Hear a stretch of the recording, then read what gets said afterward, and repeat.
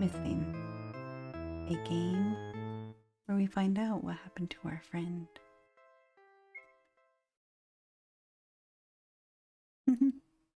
What are you laughing at? I added your Polaroid to my notebook. Ugh, I don't look good in that photo though. No. Look, it's like you're preserved here in my notes forever. Isn't that cool?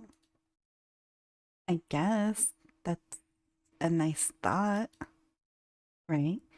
I hope we can look back on this summer in the years to come and reminisce over the good old days. I hope we stay friends forever. Your friend has been missing for over a week now. The local police weren't getting anywhere with their search. It's a small town, and missing people cases like this are rare and far between. You guess that the lack of progress made in their investigations were due to the fact that they were ill-equipped to handle something like that. Or maybe they were just incompetent. So you decide to take matters into your own hands. You've had your suspicions. In fact, you've been suspicious of him for a while. It wasn't based on anything concrete. He's well liked in the community and seems to be a normal guy. It was just an uncomfortable gut feeling. And so, you find yourself standing outside of a small house on the outskirts of town. You look down into your notebook.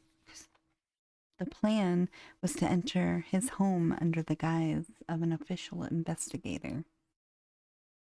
You'd have to impersonate a detective, which might get you into trouble if discovered, but if all goes well, you'll be able to collect the evidence you'd need to find out what happened to your friend. Or maybe you were wrong. Maybe he's innocent and you're just blowing things out of proportion, all because of a gut feeling. You look up at the house.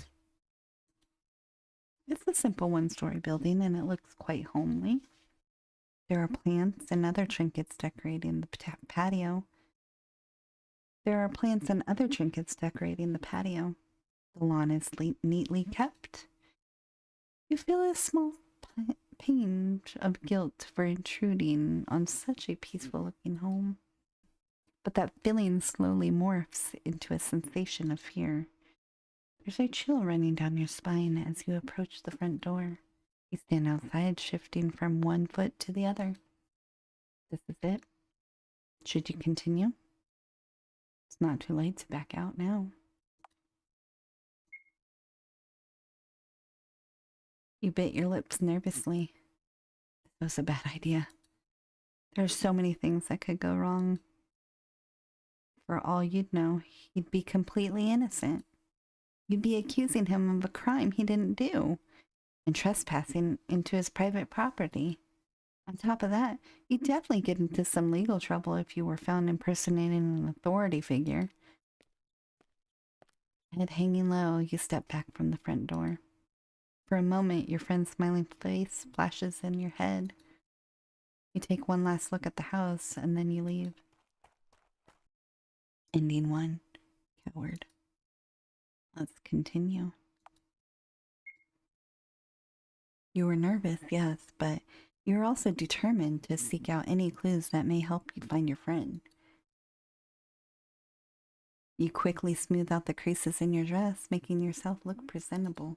With renown resolved, you knocked on the door.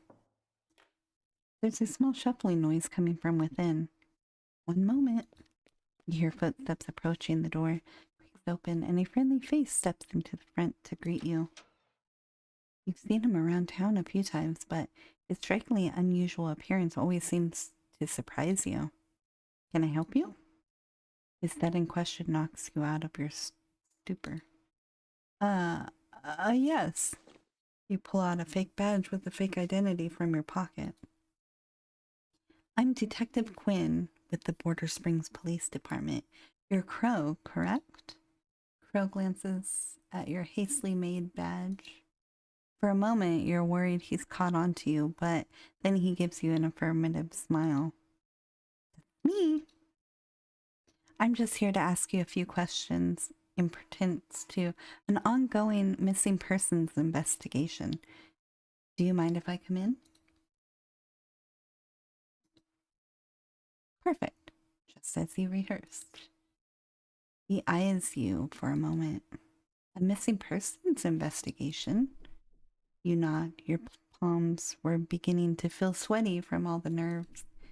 He stares at you thoughtfully for a moment.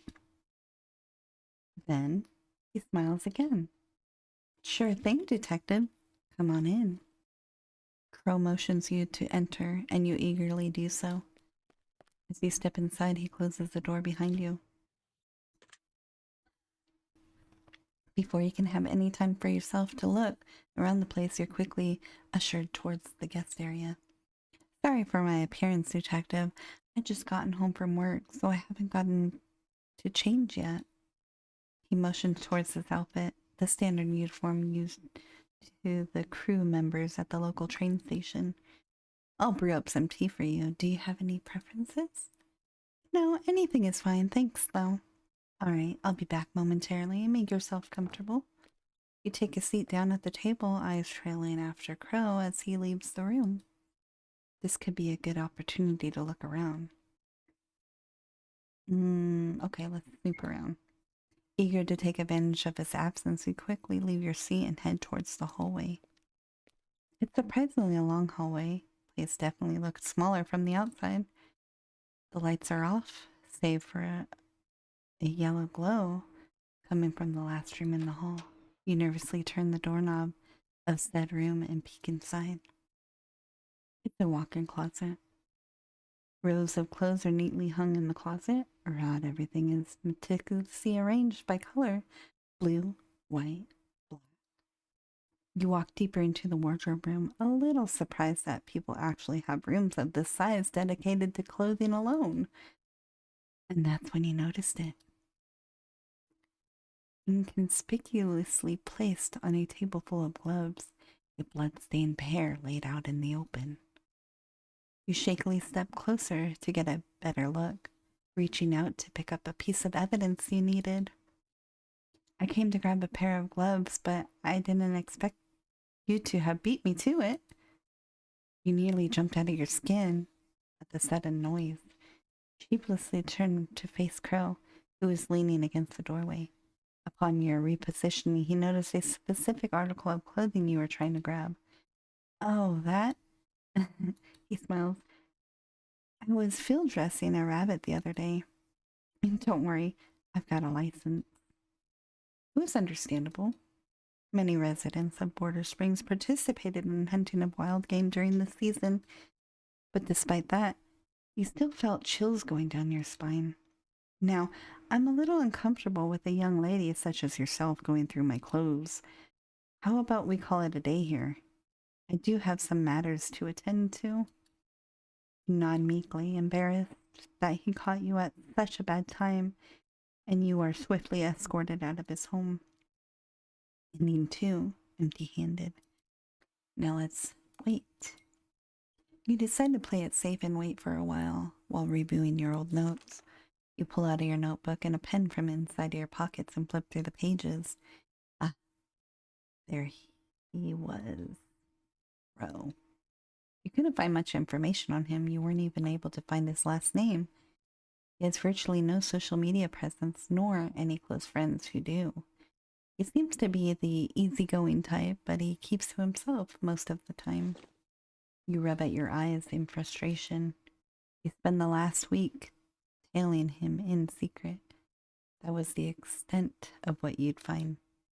He lives in such a painfully normal and boring life that you almost felt bad for the guy. But despite all of that, your instincts were telling you that he was dangerous. And that's why you are here now. Your train of thought is broken as you hear the sound of running water going off in the kitchen. Let's check out the house. Now that it sounded like he was preoccupied with whatever was going on in the kitchen, you decided that it was time to explore the rest of the house. You quietly leave your seat, scurrying over to a dark hallway. The lights are off and you had quite a bit of trouble navigating from room to room. One by one, down the hall, you peek into each room: a restroom, a storage room, a bedroom, and finally a closet. You sigh, rubbing tiredly at your eyes. It was difficult to see anything in this condition. As you are about to leave the closet, you slip briefly on the rug. Shoot! You quickly move to readjust the displaced floor covering, but notice something peculiar as you do. A trap door hidden underneath. You feel your heart beat quicken. Cautiously, you lift up the heavy door and peer inside. Complete darkness. Take a step down, and then another, until you reach the end. By now, your eyes have adjusted to the dim setting. There's a strange smell down here. Cover your mouth as to mask the odor, but it permeates through the air regardless. And then you see it. A wall strewn with pictures of them. Your missing friend. Red ink is scribbled all over every photograph. Proclamations of their love towards them, and threats of violence towards anyone else who dared interfere. You backed up a little bit at the sight. You froze. That wasn't you. It came from behind. Ah, now you've done it. I was gonna let you go, you know? Detective Quinn. Or should I say, Petunia Flores? I thought that humoring in you a little game of detective might satisfy that troublesome sixth sense of yours. But I can't believe you managed to sniff this place out. A shame, really. Shame. Out of all the inconveniences in my way, you were still tolerable to some extent. He pulls out a needle. There's a murky substance inside. I hope you don't take this personally. I was gonna let you go. Really. Promise. But the circumstances have changed.